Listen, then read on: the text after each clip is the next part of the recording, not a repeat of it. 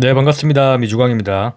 오늘도 ARM, 로빈후드, 아마존 투자 종목 계좌부터 공개하도록 하겠습니다. 먼저 첫 번째 ARM 수익 현황입니다. 수익률은 마이너스 4.4%, 소익금은 마이너스 약 138만원입니다. 두 번째 로빈후드 수익 현황입니다. 수익률은 마이너스 30%, 수익금은 마이너스 약 966만원입니다. 세 번째 아마존 수익 현황입니다. 아내 계좌, 자녀 계좌, 법인 계좌를 모두 합산한 아마존의 수익률은 마이너스 8.5%, 소익금은 마이너스 540만원입니다. 2026년 3월 3일 미국과 이란의 전쟁 여파로 코스피가 무려 7% 급락하는 하루가 발생하였습니다. 물가, 금리, 외환 이 3중고에 크게 작용받는 한국의 특성상 코스피는 더 크게 부담을 받고 있습니다. 자, 오늘은 과거 미국이 참전하였던 걸프전, 아프가니스탄전과 그리고 간접적으로 참여한 러우 전쟁의 모습을 살펴보며 현 미국과 이란의 전쟁이 어떠한 국면으로 양산될지를 알아보도록 하겠습니다. 먼저 첫 번째 1990년 걸프전을 살펴보도록 하겠습니다. 당시 이라크의 지도자 사담 후세인의 막무가내 행동으로 전쟁이 발생하였습니다. 후세인은 쿠웨이트의 진 빚을 강제적으로 탕감하려고 했고, 동시에 쿠웨이트는 이라크 영토임을 주장하며 말도 안 되는 전쟁 명분을 만들어 쿠웨이트를 점령하였습니다.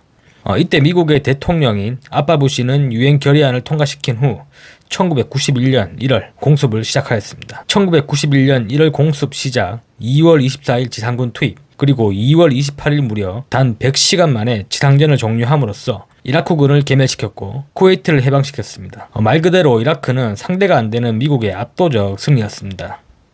자, 그렇다면 당시 전쟁으로 S&P 500은 어떠한 상황이었을까요? S&P 500은 이라크의 쿠웨이트 침공 이후 1990년 10월 저점까지 마이너스 20% 하락하였는데, 미국의 공습이 시작되기도 전 이미 시장의 악재가 선반영된 상태였습니다. 그리고 미군의 전쟁 참여 시작과 S&P 500은 상승하며 미군의 승리 이후 전 고점 회복까지는 약 4개월 정도가 소요되었습니다. 즉 증시는 전쟁 직전 불확실성 구간에서 가장 크게 하락하였고, 전쟁 시작 후 불확실 요소가 사라지니 증시가 오히려 상승하는 모습을 보였습니다. 그렇다면 걸프전은 당시 대통령이었던 아빠 부시 지지율에 어떠한 변화를 주었을까요?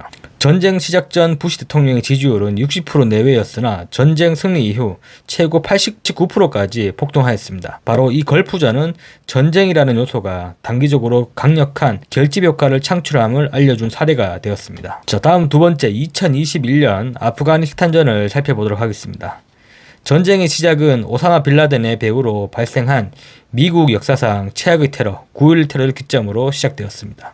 당시 아프가니스탄의 탈레반 정권은 오사마 빌라덴을 보호하고 있었기에 미국의 대통령 아들 부시는 2001년 10월 아프가니스탄을 공습하였습니다. 2001년 11월 탈레반 정권을 붕괴시켰으나 전쟁의 주범인 빌라덴이 도주하였기에 미군은 즉각 철수하지 못하였고, 결국 전쟁은 장기전으로 돌입하게 되었습니다. 그리고 탈레반 정권 붕괴 속에서 흩어진 잔존 탈레반 세력은 게릴라전으로 전환하며 이후 미군과 약 20년간의 장기전으로 돌입하였습니다. 결국 2021년 미군은 철수함으로 아프간전은 20년 만에 마침표를 찍을 수 있었습니다. 그렇다면 당시 아프간전으로 인한 S&P 500은 어떠했을까요? 중요한 점은 전쟁 이전부터 이미 미국 증시는 약세였다는 점입니다.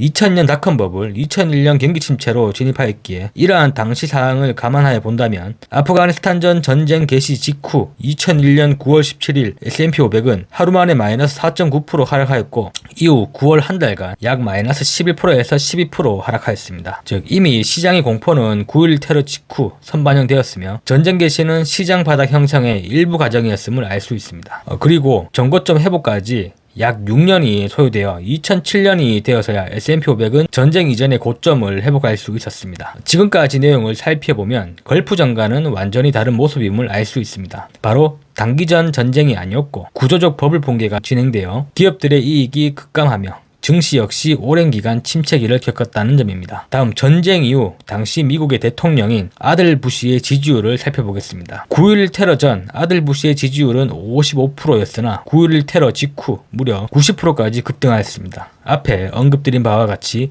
전쟁이 만들어주는 결집 효과가 발생하였기 때문입니다. 하지만 전쟁이 장기전으로 이어지며 미군의 사망자가 증대하고 재정 적자 확대 등의 발생으로 2006년 아들 부시의 지지율은 35% 수준까지 하락하였습니다. 즉 아프가니스탄전은 장기적 전쟁은 대통령의 지지율, 미 증시 모두 부담 요소임을 보여준 사례가 되었습니다. 마지막 세 번째, 2002년 러시아 우크라이나 전쟁입니다. 당시 미국의 대통령은 조 바이든, 러시아의 대통령은 푸틴입니다. 푸틴은 우크라이나의 나토 가입 문제를 안보 위협으로 규정하며 2002년 2월 24일 우크라이나를 침공함으로 러우 전쟁이 시작되었습니다. 미국은 서방과 함께 우크라이나의 군사 지원 확대, 러시아산 에너지 제재, 금융 제재를 통한 간접적 경로로 전쟁에 참여했습니다. 결과적으로 이 전쟁은 유럽 냉전 이후 최대 군사 충돌로 확대되며 지금까지도 끝나지 않고 진행 중에 있습니다. 그렇다면 러우 전쟁 당시 S&P 500은 어떻게 반응하였을까요? 2002년 1월 최고점을 찍은 S&P 500은 전쟁 이후 2022년 10월까지 약 마이너스 25% 하락하였습니다. 그리고 전고점 회복까지 약 2년이 소요되었는데 아마 AI 혁명이 발생하지 않았다면 S&P 500의 회복은 더 오랜 기간이 소요되었을 것 같습니다. 당시 미국 대통령 바이든의 지지율은 전쟁 이전 41% 수준에서 전쟁 이후 43% 수준으로 큰 변화가 없었습니다. 이 부분이 걸프전 아프가니스탄전과 다른 점인데 바로 미국이 직접 참전하지 않았기 때문입니다. 오히려 전쟁으로 인한 인플레이션 급등, 유가 급등, 생활비 부담 증가로 인하여 2022년 바이든의 지지율은 30% 후반대로 하락하였습니다. 자, 정리하자면 걸프전, 아프간전, 러우 전쟁 모두 S&P 500의 마이너스 20% 이상의 하락을 발생시켰습니다. 증시의 회복 역시 전쟁 기간에 비례하였으며 대통령 지지율 상승 효과는 미국이 직접적으로 참여하였을 때만 단기적 결집 효과가 있었음을 알 수 있습니다. 그럼 현재 이슈가 되고 있는 미국과 이란의 전쟁은 어떠한 유형일까요? 제가 생각하기에는 구조적으로는 러우 전쟁과 유사하고 작전상 단기 양상으로 보아 걸프전과 유사해 보입니다. 이미 미국은 베트남전과 아프간전을 통한 국지전이 가져다주는 참혹함을 학습하였기에 아프간전처럼 장기전으로 전쟁을 진행하지 않을 것입니다. 결국 시나리오는 나와 있습니다. 제한적 공습으로 끝난다면 걸프전의 모습일 것이며 만약 호르무즈 해협이 중장기 이상 봉쇄된다면 이스라엘을 장기마로 삼아 러우 전쟁의 모습으로 양산될 것입니다. 결국 시장은 전쟁 뉴스보다는 이 호르무즈 해협 관련 소식에 의해 크게 반응할 것입니다. 미국에 투자하는 1인으로서 부디 이번 전쟁이 걸프전의 양산으로 종료되기를 기원합니다. 오늘도 긴 영상 시청해 주셔서 감사합니다. 구독과 좋아요는 저에게 큰 힘이 되어줍니다.